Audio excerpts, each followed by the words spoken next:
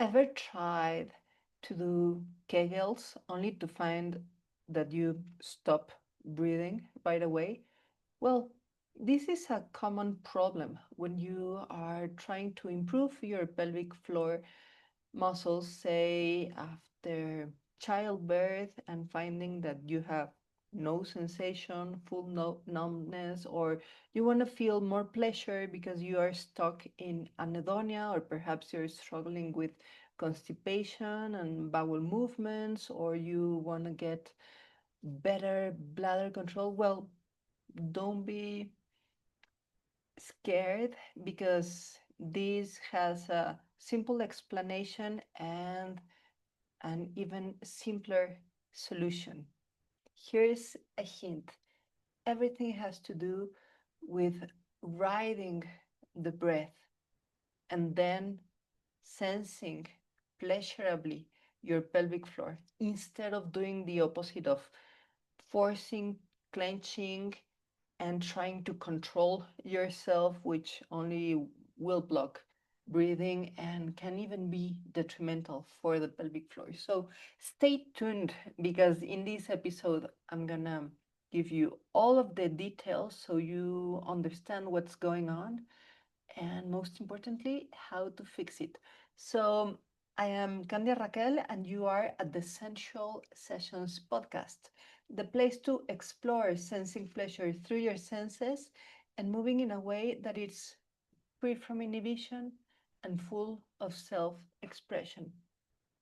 And this episode is part of a series on pelvic floor sensuality that it's going to work as a propedeutic to prepare you to the 4-week online pelvic floor awakening course. So shall you wish to join, and do stay to the end of this episode because I'm gonna share with you the link to join the free 5-day pelvic floor challenge.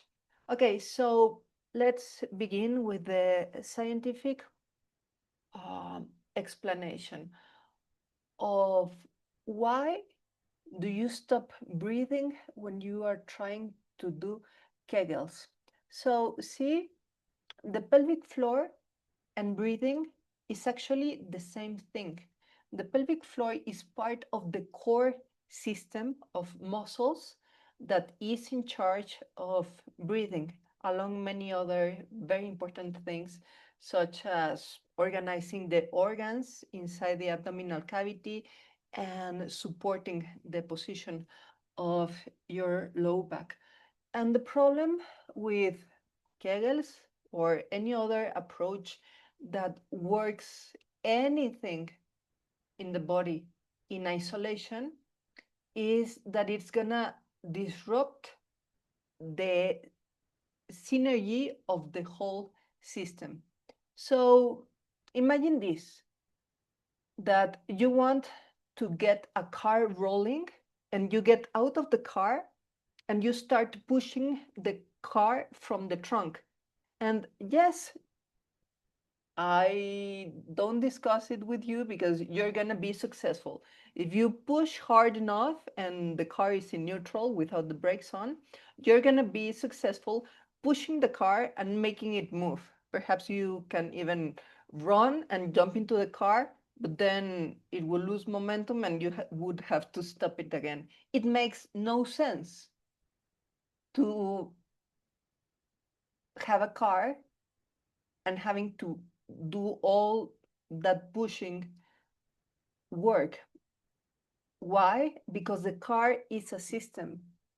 And in order to use a system, you just need to learn how to use it. So you get into the car, you know how to start the engine, and you let the car take you where you want. You just drive the car and flow. It's that easy how the pelvic floor should work.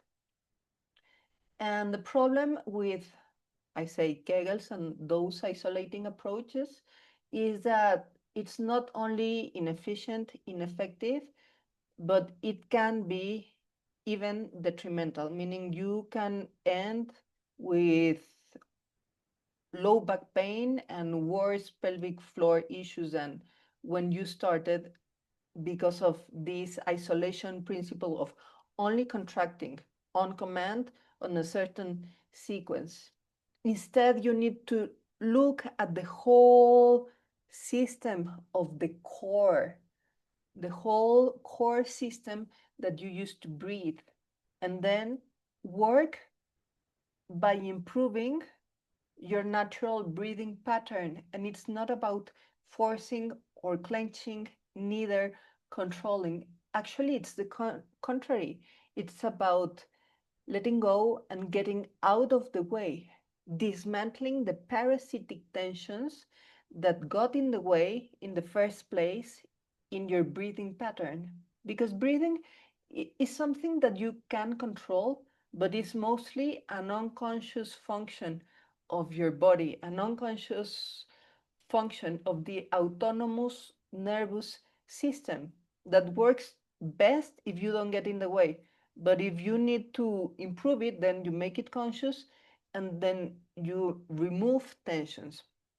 So I hope this starts to make sense on why adding arbitrary tensions to a part of the system, say the pelvic floor, is going to break havoc in the whole system, in the whole breathing mechanics. And we want to do exactly the opposite. Just as Jonah, a dear long-time client of mine who came referred by an internal medicine doctor because he was really struggling with constipation and his bladder movements.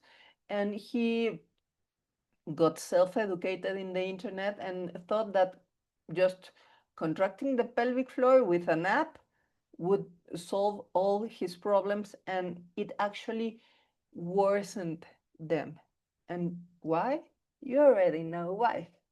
Because it broke havoc inside his core system. And the beautiful thing is that as soon as he learned to not do tension, as soon as he learned how to remove the blockages from his natural breathing, then his pelvic floor naturally resumed his function. Like he understood that giving the pelvic floor a break and letting it let go and relax on the inhale was not only not bad, but actually it was indicated. It was necessary. We need this balance between tension and relaxation, muscular contraction and muscular distension. And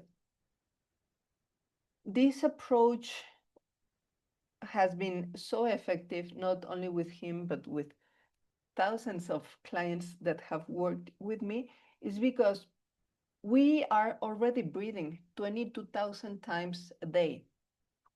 So if you manage to improve your breathing pattern, if you manage to remove one obstacle in your breathing, as it's something you do on autopilot so much, 22,000 times a day, you're gonna quickly see the results just because of the volume of iterations. So here's the base practice, the base technique that it's called natural breathing. And the practice is not about doing an exercise or doing a specific kind of breathing. The practice is to just notice and learn how you're breathing and actively remove tensions. So you are just like an observer and facilitator of what's your body doing, and you are supporting it. You are not imposing counts, clenching, Kegel restrictions. On the contrary, you are noticing what your body is doing and supporting it with your awareness. And by paying this refined awareness into your sensations somatically, you are stimulating the rewiring of your nervous system. You are stimulating this process called innervation, creating more refined connections between your brain and your pelvic floor muscles in a way that it's natural and sustainable. So the natural breathing has 3 steps. The first step is to focus on your breath. Notice, like, yeah, I'm inhaling, and pay special attention on the exhalation.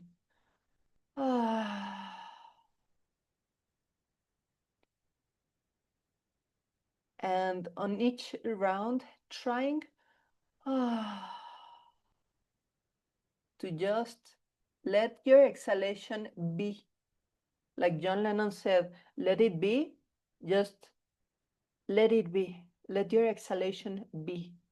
We normally chop the head of our exhalation halfway. We decapitate our own breathing because we are so anxious, so in a hurry. So we want to make this very sensuous and even like steamy, long, natural exhales.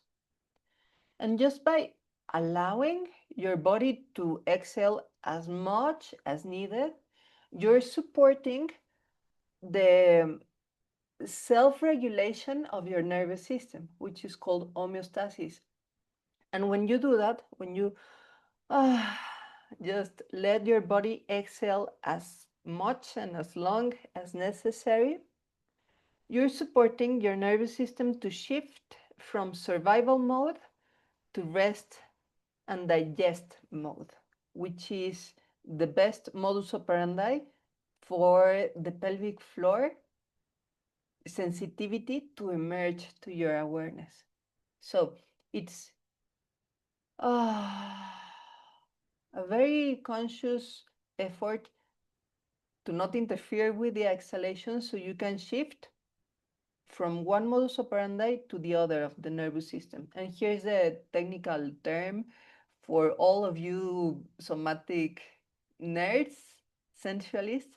So we want to shift from survival, that is sympathetic nervous system, to the parasympathetic dominance, to the other side of the moon, to the other side of the brain.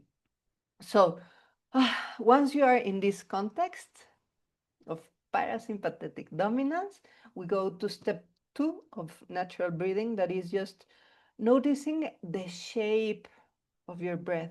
So, for example, a balloon, you notice that when you inflate a balloon, it has a 3D shape. Unless it's a heart shape Valentine's Day balloon, then it has the shape of a heart or whatever. So notice the shape of your breathing and how it changes. Notice the shape of the inhalation and the shape of your exhalation. And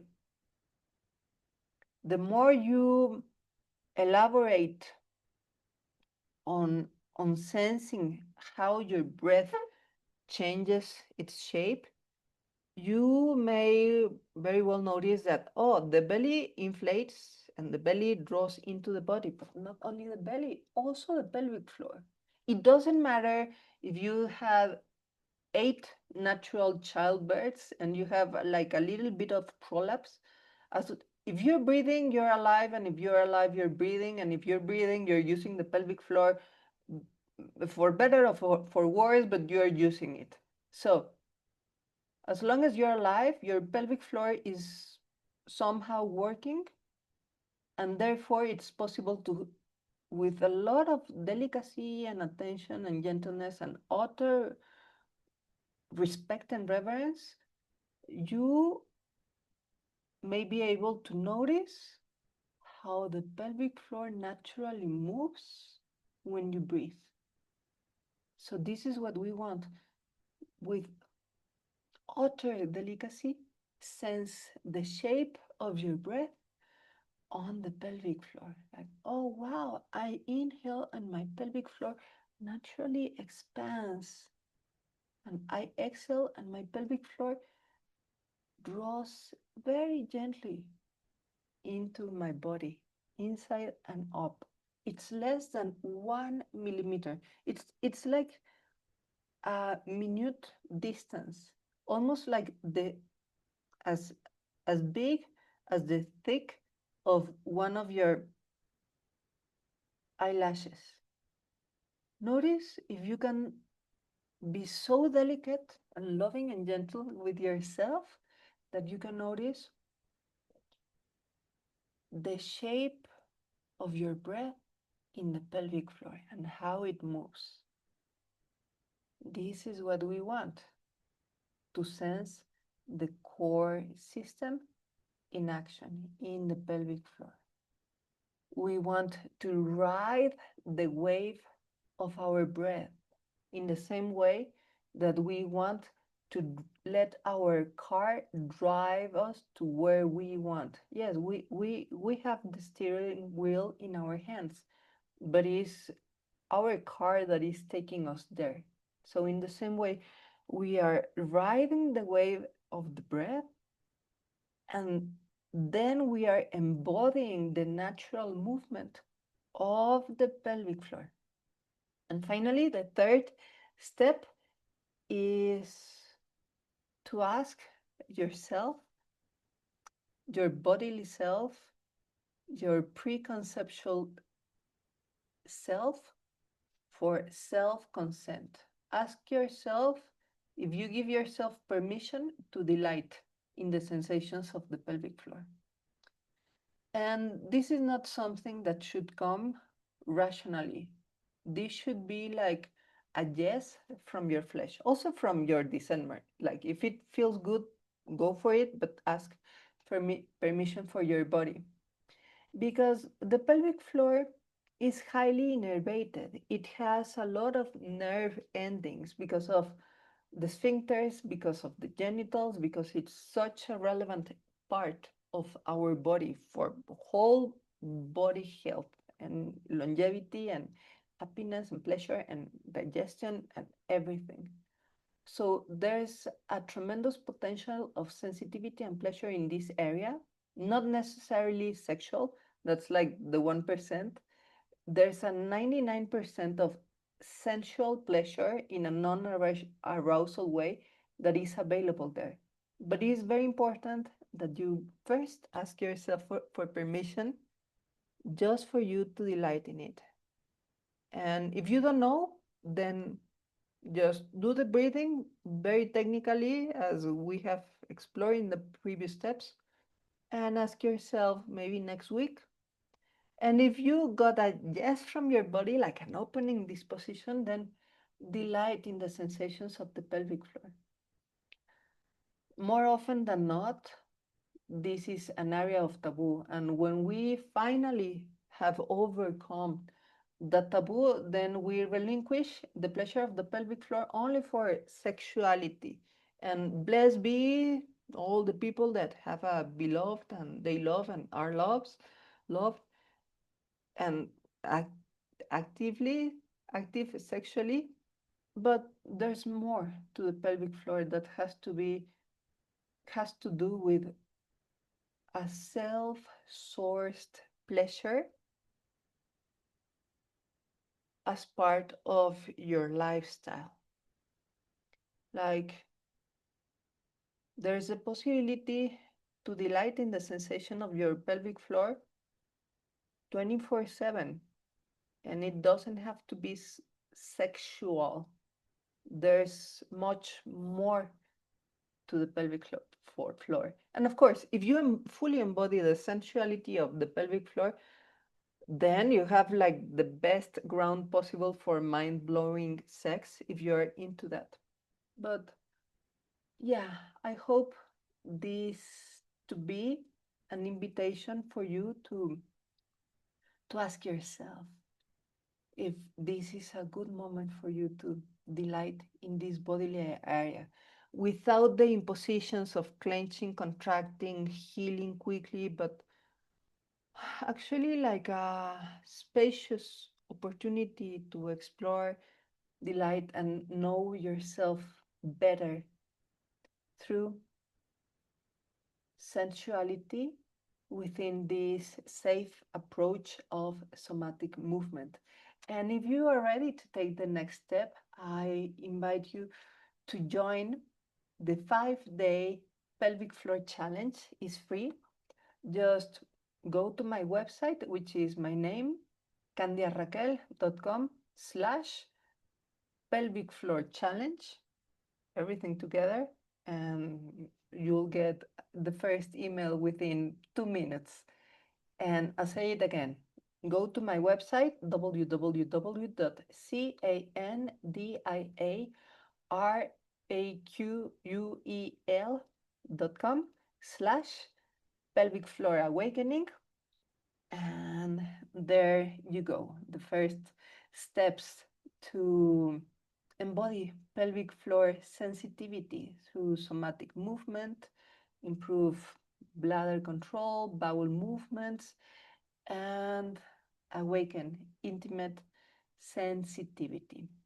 I will also paste the link in the description of this episode and hope to see you inside.